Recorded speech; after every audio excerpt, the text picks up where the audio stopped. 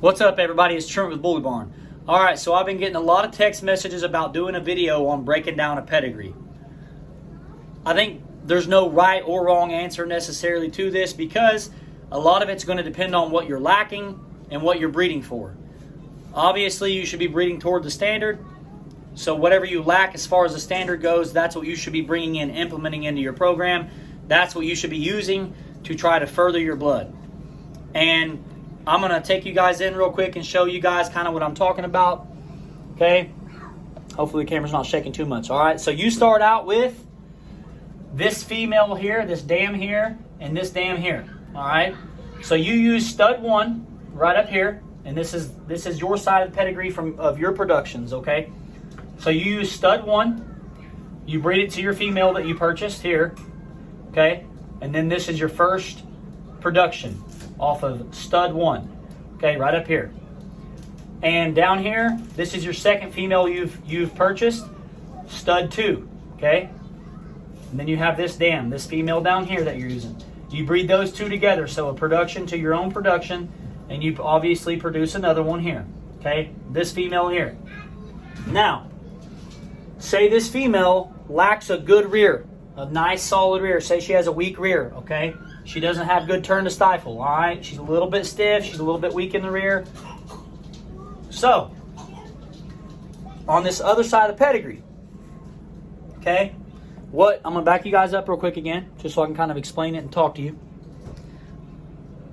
All right? So, obviously, what you're looking for is a dog that has what you lack, which is a good rear. And this is just for an example, okay? So you're going to look in this other side of the pedigree. Okay, say you found the stud that you're going to breed, all right?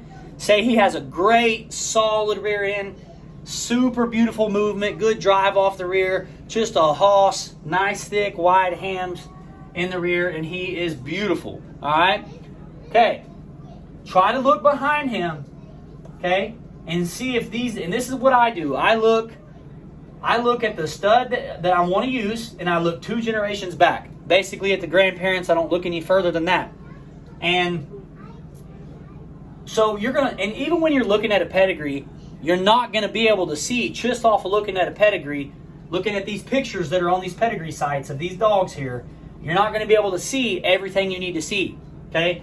You're looking, say after you did all this breeding, okay, this female here, like I said, she still lacks a really solid rear, okay? So what you're looking for is a solid rear. We went over that. Now, just looking at these pictures alone, okay, of these dogs in a pedigree, even the grandparents up here, doesn't mean that you're going to see a nice rear. A lot of times in the pedigrees, what do you get? You get a bully front stack, which that's the prettiest picture of most of these dogs, okay? But go back and look at these dogs, see if these dogs have nice side shots. See if you can get some movement videos. See if you can go find some movement videos, okay?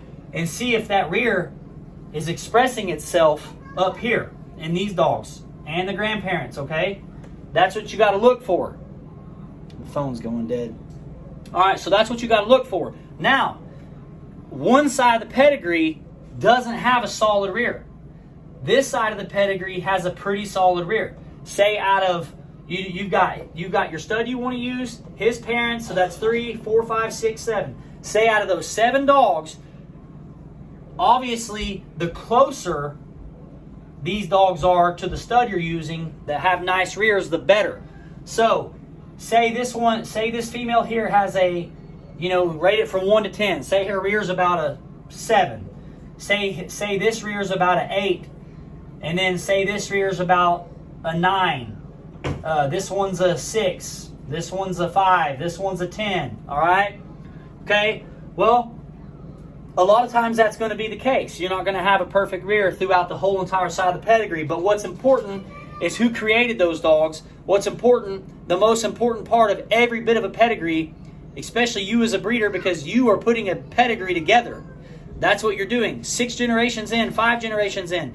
All the dogs that you've put together, that's the pedigree that you've built. You're building a bloodline, okay? And the most important thing about building a bloodline is the pick you make off every single litter. Now, obviously, looking at that pedigree, okay, not all those dogs had a nice rear. But the dogs they chose had pretty nice rears. And that's what matters. And what we're talking about is, okay, say this dog does have a nice rear. Well, guess what? I guarantee you over half of his siblings didn't have that same rear. You're not always going to get that all the time. Okay, that's just real life. Now, say you breed this dog to the female that you have that lacks a really nice solid rear. Okay, and you're trying to break down these pedigrees. Okay, now, you breed him and you get 6 pups. Okay, decently low number, you get 6 pups, all right? So, you get 2 that have a worse rear than your female or the male. You get 2 that have about the same, and you get 2 that get better. That's just kind of statistics on that. You may get 3 that have better. You know, you may get just 1. That's why it's so important that you make the right pick off your litter. Now, I would say, don't pick a dog that's 4 or 5 days old. You know, wait a little bit. Let these dogs develop. Hit 8, 9, 10, 12 weeks, sometimes even a little bit more to make your pick. Okay, making picks is the most important part about building a pedigree. And instead of focusing on other pedigrees all the time and what everybody else is doing, focus on what's right in front of you and what you really need to fix in your yard. Because at the end of the day, you're building a pedigree yourself. Yes, other pedigrees are going to be important when incorporating into your program, into your kennel to progress your blood. But you are building a bloodline. If you're a breeder, you're building a bloodline. Okay?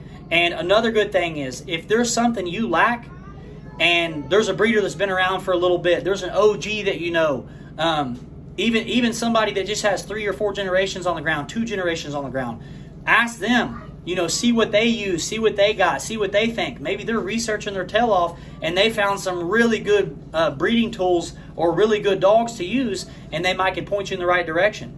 And that's another big thing. Networking, talking to other people, getting their opinion on, you know, a certain dog. Like, hey, you know, I've seen some pups off this dog. He throws a really great rear, you know, that type of thing. And it's the same goes for the fronts. You know, if your dog lacks a nice front end, a nice shoulder set, go find something that's really solid. Now, that's going to be the tough part on all this stuff is in these pedigrees when you're looking on a site. You're not going to see a side stack of that dog in the show ring. You're not going to see the side stack of that dog on some cement. You know, a lot of times you're not going to get that. You're going to get glamour shots. You're going to get front stacks, okay? And another important thing is when you're looking at the pedigree, go back and look and see if these dogs did produce a nice, well-rounded, well-balanced dog, okay? All right, so that's my take on breaking down a pedigree. But like I said, a lot of this, there's not a right or wrong answer. It depends on what you're breeding for. You know, it's all going to come into play about what you have and what you need to add to it, okay? That's what breaking down a pedigree is because you're trying to break that pedigree down to make sure that you're going to get what you really need off of using that dog when you're bringing another dog in, okay? Now, we'll do some other videos coming up. If you guys have any other topics that you want to talk about, comment below. Feel free to text me. My number is 405-568-6846. Follow us on Instagram at bully.barn. Follow us on Facebook at bullybarn.